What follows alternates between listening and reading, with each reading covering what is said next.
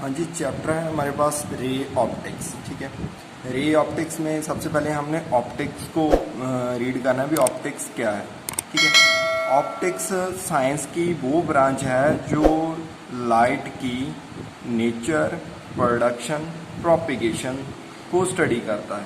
ठीक है, लाइट का नेचर किस तरह का है, लाइट की प्रोपिगेशन का मीनिंग आगे कैसे चलती है, लाइट बढ़ती है, और प्रोडक्शन कैसे इसका जो है प्रोडक्शन होता है, कैसे ये बनती है लाइट, इन सभी चीज़ों का जो स्टडी करती है वो कौन सी ब्रांच है, ऑप्टिक्स। ठीक है जी, आगे है light and ray of light.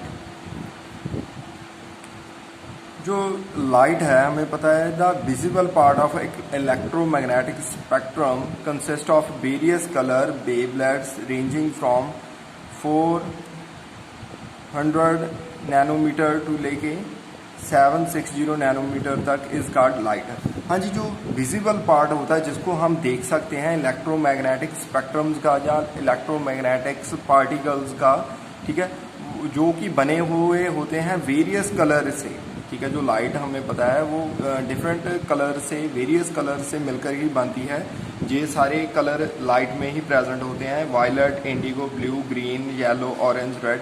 ठीक है, वेरियस कलर के साथ मिलकर जो बनती है वेव, ठीक है, या लाइट, उसको हम क्या बोलते हैं, लाइट। ठीक है, और उसके बाद है reflection of light which is the most important concept. ठीक है, और यहाँ से हमारे चैप्टर की जो असल शुरुआत होती है, what is the reflection of light. ठीक है, हम सपोज कर लेते हैं यहाँ पर M1 M2 हमारे पास क्या है, एक मिरर है, प्लेन मिरर जो हम घर में यूज करते हैं M1 M2। इस पे हमने एक लाइट फॉल की, ये इंसिडेंट रे, जहाँ पर लिखा है इंसिडेंट रे, जहाँ पर आई इस पर फॉल हुई, और जहाँ पर ये फॉल हुई और इस डायरेक्शन में ये क्या हो गई, बाउंसिंग बैक हो गई। ठीक है, बेंड हो गई। हमें पता है जब भी हम लाइट डालते हैं मिरर पे तो उसका रिफ्लेक्शन हो जाता है। ठीक है, तो जहाँ पर ये फॉल हुई वहाँ पर मैंने एक नॉर्मल ले लिया, मीन टू से इस मिरर के परपेंडिकुलरली एक नॉर्मल, जहाँ पर ये इंसिडेंट रे आकर फॉल हुई। अब देखिए जरा ध्यान से, ये जो इंसिडेंट रे है, इंसिडेंट का मीनिंग ये जो आने वाली रे है, ये नॉर्मल के साथ एक एंगल बनाएगी। इस एंगल को हम इंसिडेंट एंगल बोलेंगे और उसको हम इंसिडेंट की आई, जो इंसिडेंट को से स्टार्ट होता है, आई के साथ डिनोट करेंगे। और ये जो रे जो वापस चलेगी, रिफ्लेक्शन रे, रिफ्लेक्शन का आर, इसको हम स्मॉल आर के साथ, इस एंगल को आर के साथ डिनोट करेंगे, जो रिफ्लेक्शन रे नॉर्मल के साथ एंगल बनाएगा। ठीक है, और आप एक चीज़ हमेशा याद रखना, ये जो इंसिडेंट रे और रिफ्लेक्शन रे दोनों क्या होंगे, हमेशा ही बराबर होंगे। ठीक है, अगर हम सपोज कर लें भी ये जो इंसिडेंट रे है इस नॉर्मल के अलोंग ही आ रही है, तो ये वापस भी इस नॉर्मल के अलोंग ही जाएगी, क्योंकि इंसिडेंट रे का जब नॉर्मल के अलोंग आएगी तो इसका एंगल नॉर्मल के साथ क्या होगा, जीरो। तो हमें पता है इंसिडेंट एंगल रिफ्रैक्शन एंगल के बराबर होता है, तो इंसिडेंट एंगल जीरो है तो रिफ्रैक्शन एंगल भी क्या होगा, जीरो होगा। तो वापस भी ये 0 डिग्री एंगल पे ही जाएगी, मेन टू से नॉर्मल के अलोंग ही जाएगी। ठीक है जी, आगे कंसेप्ट है स्फेरिकल मिरर। ठीक है, अगर मैं एक स्फीयर कंसीडर कर लूँ, एक मैंने स्फीयर ले लिया और इस स्फीयर का मैं ये जो डॉटेड पार्ट है, इस सारे पार्ट को मैं क्या डिलीट कर दूं, ख़त्म कर दूं। ठीक है, फिनिश कर दूं, और बाकी जे वाला ही पार्ट बचे, जो ये कलर्ड, ब्लू डार्क कलर्ड का पार्ट है। हाँ जी, इस पार्ट को ही हम, ये पार्ट ही क्या है, स्फेरिकल मिरर है। ठीक है, अगर ये स्फेरिकल पार्ट है जो, इसको मैं बाहर की तरफ से पेंट कर दूं तो अंदर की तरफ इसका क्या होगा, रिफ्लेक्शन होगा। मीन टू से इस तरफ से कोई लाइट आएगी, इंसिडेंट रे आएगी और इस डायरेक्शन में क्या होगी, रिफ्लेक्ट हो जाएगी, तो इस सरफेस पे क्या होगा, रिफ्लेक्शन होगा। ठीक है, तो जे वाला स्फीयर क्या होगा, जे वाला स्फीयर हमारा कनकेव मिरर टाइप का होगा, जिसके एंड पॉइंट क्या है, बाहर की तरफ है और सेंटर क्या है, अंदर की तरफ है। अब इसके ऑपोजिट अगर मैं एक स्फीयर लूँ और उसी तरीके से इतना पार्ट जो ये डॉटर लाइन है ये सब मैं क्या कर दूँ, डिलीट कर दूं ये पोर्शन, और जे वाला ही पोर्शन बचे, और जहां पर मैं पेंट इसके ऑपोजिट अंदर की तरफ कर दूं, अंदर की तरफ मैंने पेंट कर दिया, तो ये जो बाहरला सरफेस होगा जहां पे लाइट का रिफ्लेक्शन होगा, तो इस तरह के इस टाइप के मिरर को हम कन्वेक्स मिरर बोलेंगे, जिसके एंड पॉइंट्स क्या होंगे, अंदर की तरफ होंगे और सेंटर का पोर्शन जो होगा वो बाहर की तरफ होगा। और इसके आगे कुछ कंपोनेंट्स हैं, ठीक है। ये देखिए सॉरी इम्पॉर्टेंट कुछ पार्ट हैं इसके, important terms related to thin spherical mirror. हाँ जी, इसको हम ऐसे समझेंगे, अगर सेंटर ऑफ कर्वेचर बोलेंगे, हमने देखो क्या था, एक स्फीयर लिया था, ठीक है, एक स्फीयर का पार्ट लिया था, इस स्फीयर के पार्ट को इतने जो डॉटर लाइन है उसको मैंने डिलीट कर दिया था।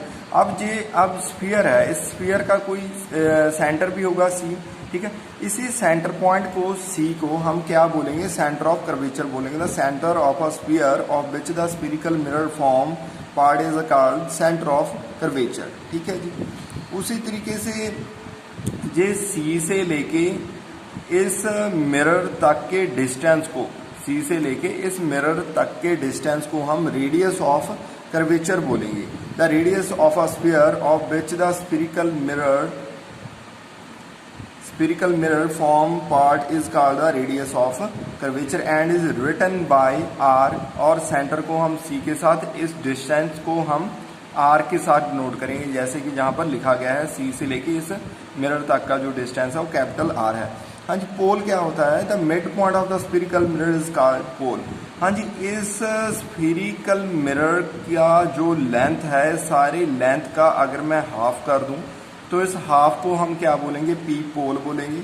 उसके बाद प्रिंसिपल एक्सिस, हाँ जी, प्रिंसिपल एक्सिस वो लाइन है जो इस पी पोल पॉइंट और सी सेंटर के पॉइंट दोनों में से होकर जो लाइन गुजरेगी उसको हम क्या बोलेंगे, प्रिंसिपल एक्सिस, ठीक है जी। उसके बाद आ जाएगा हमारा aperture of a mirror is the effective diameter of the light reflecting area of the mirror. हाँ जी, ये क्या होगा, हमारा जो स्फेरिकल मिरर है इसके दोनों एंड पॉइंट्स को अगर हम मिला दें एक लाइन के थ्रू, तो इस लाइन की लेंथ को हम क्या बोलेंगे, अपर्चर, ठीक है जी। अपर्चर, इस लाइन की लेंथ को m से लेके m डैश तक की जो लेंथ होगी वो होगी अपर्चर। उसके बाद है प्रिंसिपल फोकस। हाँ जी, प्रिंसिपल फोकस क्या होगा, ठीक है, जो हमारा जहाँ पे C से लेके P तक का डिस्टेंस था, रेडियस था, अगर इसका मैं हाफ कर दूं, जहाँ पर हाफ करके एक पॉइंट आएगा कैपिटल F, जिसको हम बोलेंगे फोकस, फोकस पॉइंट या प्रिंसिपल फोकस, ठीक है। यहाँ पर भी इन्होंने डिनोट किया गया है, जैसे ये देखिए, ये स्फेरिकल मिरर है, इसका ये P पोल पॉइंट है और ये C सेंटर है। इस C सेंटर और P पोल पॉइंट का मैंने हाफ कर दिया, जो ये क्या आ गया, F फोकस आ गया, ठीक है जी। उसके बाद आ जाता है फोकल लेंथ। फोकल लेंथ क्या होगा, फोकल लेंथ F पॉइंट से लेकर P पोल पॉइंट तक का जो लेंथ होगा उसको हम क्या बोलेंगे, फोकल लेंथ बोलेंगे, और इसको हम डिनोट करेंगे स्मॉल f के साथ। P से लेके F तक का जो डिस्टेंस होगा उसको हम स्मॉल f के साथ रिप्रेजेंट करेंगे। हाँ जी, प्रिंसिपल सेक्शन। प्रिंसिपल सेक्शन क्या होता है, any section of the spherical mirror passes through the pole is called principal section. For example M dash. हाँ जी, ये जो लेंथ होगा M डैश, ये स्फेरिकल मिरर का जो लेंथ होगा M डैश, इसको हम क्या बोलेंगे, प्रिंसिपल सेक्शन। उसके बाद फोकल प्लेन। हाँ जी, ये जो अब फोकस पॉइंट था, इस फोकस पॉइंट में अगर मैं कोई ऐसे प्लेन पास कर दूं, इस फोकस पॉइंट में से अगर कोई मैं ऐसे प्लेन पास कर दूं, इस प्लेन को मैं क्या बोलूँगा, फोकल प्लेन बोलूँगा। ये जो प्लेन होगा ये प्रिंसिपल एक्सिस के परपेंडिकुलरली स्टैंड करेगा, प्रिंसिपल एक्सिस के बिल्कुल ही परपेंडिकुलरली स्टैंड करेगा, ठीक है। इसको हम क्या बोलेंगे, फोकल प्लेन। उसके बाद आ जाता है रियल एंड वर्चुअल मेजर्स। हाँ जी, रियल इमेज क्या होता है? If the ray of light after reflecting actually converged at the second point then the image is called real. हाँ जी, इसका मैं जब आपको इमेजेस बनेंगी तब मैं आपको समझाऊंगा। वैसे आप क्या है, एक मोटी सी चीज़ आप ये समझ लें, अगर कोई लाइन जहाँ पर इंसिडेंट हो रही है, सॉरी, अगर लाइट इंसिडेंट हो रही है मिरर पर, जहाँ पर भी इंसिडेंट हो रही है, और वो रिफ्लेक्शन होने के बाद, जहाँ पर रिफ्लेक्शन होगी इस लाइट की रिफ्लेक्शन होगी, रिफ्लेक्शन होने के बाद अगर वो actually in front of the mirror कहीं पर मीट करते हैं तो जे इमेज क्या होगी? एक पॉइंट इमेज होगी जहाँ पर जे सभी रे ऑफ लाइट क्या मीट करेंगी, वहाँ पर ही इमेज बनेगी। और अगर जे in front of the mirror meet करती हैं जे लाइन, तो क्या होगी? जे इमेज रियल इमेज होगी। अगर एक और केस ले लें, अगर जे इंसिडेंट रेज हैं, जे कन्वेक्स मिरर है हमारा, जहाँ पर भी इंसिडेंट रेज है, जे इंसिडेंट सभी रेज क्या है इस तरफ को क्या होंगी? रिफ्लेक्ट होंगी। अब अगर जे रिफ्लेक्शन होने के बाद किसी एक पॉइंट पर इन फ्रंट ऑफ द मिरर ना मीट करें, जब देखो जे इस तरफ जाएगी और जे इस तरफ जाएगी, जे इस तरफ जाएगी, जे इस तरफ जाएगी, ये कहीं पर भी ये रेज ऑफ लाइट आपस में नहीं मीट करेंगी, तो इनकी जो वर्चुअल इमेज होगी, अगर मैं इसकी पीछे की ओर वर्चुअल इमेज की बात करूं, ये मीट करेगी। ठीक है, ये जिस पॉइंट पर मीट करेगी बिहाइंड द मिरर, मिरर इस तरफ है तो बिहाइंड द मिरर जिस पॉइंट पर ये मीट करेंगी वहां पर इनकी इमेज बनेगी। और अगर ये बिहाइंड द मिरर मीट करती हैं तो ये इमेज कौन सी होगी? ये होगी वर्चुअल इमेज। ठीक है जी। तो उसके बाद आ जाता है न्यू कार्टेशियन साइन कन्वेंस। हाँ जी, साइन कन्वेंस है, ये हमारे न्यूमेरिकल्स में क्या हमें हेल्प करेंगी। ठीक है, जे मान लो हमारे पास कनकेव मिरर है, पहले हम कनकेव मिरर की बात करें। जे पी पोल पॉइंट है, जे फोकस है, जे सेंटर ऑफ कर्वेचर है, जे एफ से लेके पी तक का फोकल लेंथ है, जे सी से लेके पी तक का आर रेडियस ऑफ कर्वेचर है। अब हम जितने भी डिस्टेंस इस प्रिंसिपल एक्सिस के ऊपर की ओर लेंगे, जितने भी डिस्टेंस हम प्रिंसिपल एक्सिस की ऊपर की ओर लेंगे, वो सभी डिस्टेंस क्या होंगे? पॉजिटिव होंगे। और जितने भी डिस्टेंस हम इस प्रिंसिपल एक्सिस के नीचे की ओर लेंगे, वो सभी डिस्टेंस क्या होंगे? नेगेटिव होंगे। अब हमें पता है ये जो मिरर है इसका रिफ्लेक्टिंग सरफेस ये जो डार्क ब्लैक लाइन है इस तरफ का है, और इस तरफ से लाइंस क्या होंगी, सॉरी लाइट क्या है इसमें इंसिडेंट होगी। तो इस लाइट की इंसिडेंस की डायरेक्शन में जितने भी हम डिस्टेंस लेंगे इस तरफ, ठीक है, वो सारे क्या होंगे? पॉजिटिव होंगे। जहाँ पर भी इन्होंने लिखा हुआ है distance along the direction of incident line, वो सभी क्या होंगे? पॉजिटिव होंगे। अब हम अगर ऑपोजिट डायरेक्शन की बात करें, इस डायरेक्शन में distance in the direction opposite to the direction of incident line, वो सभी क्या होंगे? नेगेटिव होंगे। ठीक है, और इस कन्वेक्स मिरर की बात करते हैं। ये पी पोल पॉइंट है, फोकस है, सेंटर ऑफ कर्वेचर है, फोकल लेंथ है, आर रेडियस है। ऊपर की ओर सभी डिस्टेंस क्या होंगे? पॉजिटिव होंगे। नीचे की ओर सभी डिस्टेंस क्या होंगे? नेगेटिव होंगे। और इस डायरेक्शन में इसमें इंसिडेंट लाइट होगी। ठीक है, इंसिडेंट लाइट इस डायरेक्शन में होगी क्योंकि ये क्या है? रिफ्लेक्टिंग सरफेस एरिया है इस मिरर का। तो इस डायरेक्शन में जितने भी हम डिस्टेंस लेंगे वो सभी क्या होंगे? पॉजिटिव होंगे। बट इसके जब हम ऑपोजिट बात करेंगे तो सभी डिस्टेंस क्या होंगे? नेगेटिव होंगे। हाँ जी, उसके बाद हम नेक्स्ट आगे है जी relation between focal length and radius of curvature of a spherical mirror. हाँ जी, हमने रिलेशन देखना है। ठीक है, फोकल लेंथ क्या थी हमारी? सी पॉइंट से लेके एफ पॉइंट तक का डिस्टेंस था। एंड रेडियस ऑफ कर्वेचर क्या था हमारा? पी से लेके सी सेंटर तक का डिस्टेंस था। ठीक है, मैंने बताया था जो फोकस पॉइंट है वो क्या है? ये पी से लेके सी तक का डिस्टेंस का अगर हम हाफ कर दें तो क्या आ जाएगा? फोकस पॉइंट आ जाएगा। तो हमें ये आर्टिकल करने की ज़रूरत नहीं है, वैसे क्लियर है भी। अगर हम सी से लेके पी तक का जो डिस्टेंस है, जिसको हम कैपिटल आर के साथ नोट करते हैं, इसका अगर हम हाफ कर दें तो क्या आ जाएगा? एफ से लेके पी तक का डिस्टेंस, जिसको हम स्मॉल एफ के साथ नोट करते हैं। तो सिंपली इसका रिलेशन क्या हुआ? जो फोकल लेंथ है वो क्या होगी, कैपिटल रेडियस ऑफ कर्वेचर का हम हाफ कर देंगे तो क्या आ जाएगा, फोकल लेंथ स्मॉल एफ की वैल्यू आ जाएगी। और अदर वर्ड्स में ये भी कह सकते हैं हम कैपिटल आर किसके बराबर होगा, फोकल लेंथ का हम डबल कर दें तो क्या आ जाएगा, रेडियस ऑफ कर्वेचर। हाँ जी, नेक्स्ट रूल है हमारे पास कुछ, जैसे देखो कि जब इंसिडेंट रे ऑफ लाइट हमारा सेंटर ऑफ कर्वेचर के पॉइंट में से होके गुजरे, सपोज कर लीजिए इंसिडेंट रे ऑफ लाइट है जो कि सेंटर ऑफ कर्वेचर में से होके गुजरता है, ठीक है। जब ये जहाँ पर फॉल होगा तो इसी डायरेक्शन में ये वापस जाएगा, क्योंकि हमें पता है अगर जो भी स्फीरिकल मिरर, जो भी मिरर होता है, जब कोई प्लेन मिरर होता है, जब उसके परपेंडिकुलरली कोई लाइन फॉल होती है तो वो उसी डायरेक्शन में ही मूव करता है। जैसे कि देखो ये हमारे पास मिरर है, अगर इसके परपेंडिकुलरली ऐसे लाइन कोई इंसिडेंट होगी तो ये लाइन इसी डायरेक्शन में ही रिफ्लेक्ट होगी, ठीक है। यहाँ पर भी कुछ यही केस है, ठीक है, ये वाला केस ही यहाँ पर है। ये जो स्फीरिकल मिरर है इसके जब सेंटर में से होकर जब जहाँ पर रे ऑफ लाइट आएगी तो इसके बिल्कुल ही परपेंडिकुलर फॉल होगी इस सरफेस के, तो इसी डायरेक्शन में ये क्या वापस जाएगी। अगर मैं बात करूँ कि ये इंसिडेंट रे ऑफ लाइट इस प्रिंसिपल एक्सिस के पैरेलल आ रही है तो आफ्टर रिफ्लेक्शन के बाद ये फोकस में से होके गुजरेगी, ठीक है। ये बात आप याद रखना, ठीक है। जब ये पैरेलल आएगी इस प्रिंसिपल एक्सिस के तो ये फोकस में से होके गुजरेगी।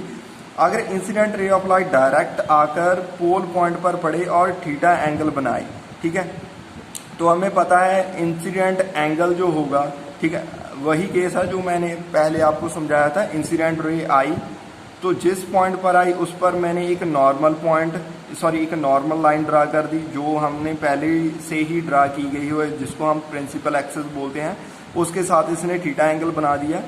और रिफ्लेक्ट जब होगी, जब ये रे रिफ्लेक्ट होगी इस पी पॉइंट से, जो इंसिडेंट एंगल होगा उसके बराबर ही यहाँ पर रिफ्लेक्शन एंगल होगा जिसको हम थीटा बोलेंगे, ठीक है। जितना ये इंसिडेंट एंगल होगा थीटा उतना ही ये रिफ्लेक्शन एंगल होगा थीटा, ठीक है। उसके बाद अगर ये incident ray of light focus में से पास करती हुई गुजरेगी और पोल पर जाकर फॉल होगी, मिरर पर जाकर फॉल होगी, ठीक है, तो ये ray of light parallel to the principal axis जाएगी, ठीक है। इस केस के ऑपोजिट होगा, अगर तो पैरेलल जाएगी तो फोकस में से पास होगी, अगर फोकस में से पास होगी तो इसके opposite parallel to the principal axis जाएगी ये रे ऑफ लाइट, ठीक है। हाँ जी, आगे कुछ केस हैं हमारे पास। ये सपोज कर लें एक कन्वेक्स मिरर है जहाँ पर हमारा object in front of the mirror है जो कि इन्फिनाइट डिस्टेंस पे है, बहुत ज़्यादा दूरी पर है इस मिरर से, ठीक है। एक चीज़ आप ये नोट रखना या याद रखना, जब इन्फिनाइट दूरी पर कोई भी ऑब्जेक्ट होता है तो उस पर जब लाइट फॉल होती है, उस इन्फिनाइट दूरी पर जो ऑब्जेक्ट है उस पर जब लाइट फॉल होगी तो वो रे ऑफ लाइट रिफ्लेक्ट होने के बाद पैरेलल रे ऑफ लाइट में हमारे पास आएगी, क्योंकि ये ऑब्जेक्ट बहुत ज़्यादा दूरी पर है तो जो भी जहाँ से लाइट एमिट होगी, ठीक है, वो सभी लाइट क्या है पैरेलल रे ऑफ लाइट में ही आएगी, ठीक है। अब देखो ये रे ऑफ लाइट क्या है पैरेलल आएगी इससे एमिट होने के बाद, जब ये प्रिंसिपल एक्सिस के पैरेलल होगी। हमें पता है जब पैरेलल रे ऑफ लाइट आकर मिरर पर फॉल होती है, ये आफ्टर रिफ्लेक्शन के बाद फोकस में से गुजरती है ये सारी लाइट, ठीक है, रे ऑफ लाइट्स। तो इस पर जहाँ पर ये मीट करेंगी सभी लाइट्स आपस में आकर, तो इस पॉइंट फोकस पॉइंट पर क्या होगा, इसका इमेज बनेगा, जो इमेज किस फॉर्म का होगा, ये पॉइंट इमेज बनेगा, ठीक है। जैसे कि इसकी मैं आपको एग्जांपल देता हूँ, जैसे स्टार्स होते हैं जो हम नाइट को देखते हैं, वो स्टार जो होते हैं आसमान में इनफिनाइट दूरी पर होते हैं, जो वहाँ से लाइट आती है हमारे पास वो ज़्यादा दूरी होने के कारण पैरेलल टू हमारी आँख की जो प्रिंसिपल एक्सिस होता है उसके पैरेलल आती है, और पैरेलल आने के बाद हमारी आँख के लेंस में रिफ्लेक्ट होने के बाद हमारी आँख के फोकस पॉइंट पर सभी लाइंस क्या होगी कन्वर्ज हो जाती हैं, तभी वो स्टार्स हमें एक पॉइंट की शक्ल में दिखते हैं, पॉइंट की शेप में दिखते हैं, ठीक है जी। आगे नेक्स्ट है हमारे पास ठीक है। जब हमारा object A B object some distance पर हो, ठीक है, ज़्यादा नहीं, ठीक है, फाइनाइट डिस्टेंस पे हो, जो सी पॉइंट है, जो फोकस पॉइंट है, जो प्रिंसिपल एक्सिस है। एक तो रे ऑफ लाइट हमने पैरेलल ले ली, जहाँ पर ऑब्जेक्ट से रे ऑफ लाइट जब पैरेलल आएगी principal to the axis and reflection होने के बाद फोकस पॉइंट में से गुजरेगी। उसी तरीके से एक और रे ऑफ लाइट ले ली जो कि डायरेक्ट फोकस पॉइंट में से गुजरती है, जो फोकस में गुजरने के बाद रिफ्लेक्शन होने के बाद क्या होगी, parallel to the principal axis जाएगी। ये दोनों रे ऑफ लाइट, ये वाली रिफ्लेक्शन हुई हुई और जे वाली रिफ्लेक्ट हुई हुई रे ऑफ लाइट, दोनों एक पॉइंट पर एक दूसरे के साथ क्या होंगी, मीट करेंगी। जहां पर ये मीट करेंगी, इस पॉइंट से लेकर डायरेक्ट डिस्टेंस प्रिंसिपल एक्सिस तक का ये क्या होगा, इस ऑब्जेक्ट का इमेज होगा। ये ऑब्जेक्ट ऐसे था, ठीक है, जहां पर ये इसका इमेज ऐसे उल्टा बन जाएगा, ठीक है। जहां पर ए बी है, जहां पर बी ए डैश बन जाएगा, ठीक है, बी डैश ए डैश इसका उल्टा बन जाएगा, ठीक है। उसके बाद ये इमेज रियल भी होगा और क्या होगा, इन्वर्टेड भी होगा। इन्वर्टेड का मतलब उल्टा भी होगा। रियल इस वजह से है क्योंकि इन फ्रंट ऑफ द मिरर ये इमेज बन रही है। उसके बाद अगर ये हमारा ऑब्जेक्ट सी सेंटर पॉइंट पर खड़ा है, तो जहाँ पर एक रे ऑफ लाइट हमने पैरेलल ले ली इस प्रिंसिपल एक्सिस के, एक हमने फोकस में से पास आउट करवा ली और आफ्टर रिफ्लेक्शन होने के बाद ये parallel to the principal axis जाएगी और ये रे ऑफ लाइट क्या होगी, फोकस में से गुजरेगी और जहाँ पर ये दोनों कट करेंगी बिल्कुल ही इस ऑब्जेक्ट के नीचे परपेंडिकुलरली नीचे कट करेंगी और ये ही क्या हो गया, हमारा इमेज होगा इस ऑब्जेक्ट का, ठीक है।